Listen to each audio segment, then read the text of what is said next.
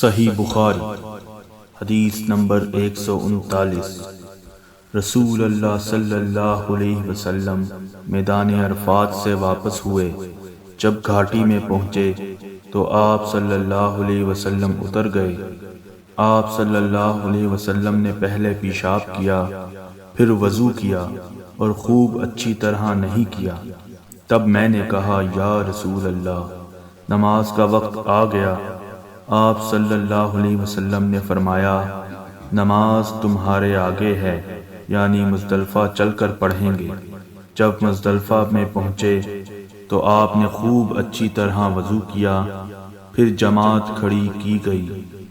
آپ صلی اللہ علیہ وسلم نے مغرب کی نماز پڑھی، پھر ہر شخص نے اپنے اونٹ کو اپنی جگہ بٹھا لیا۔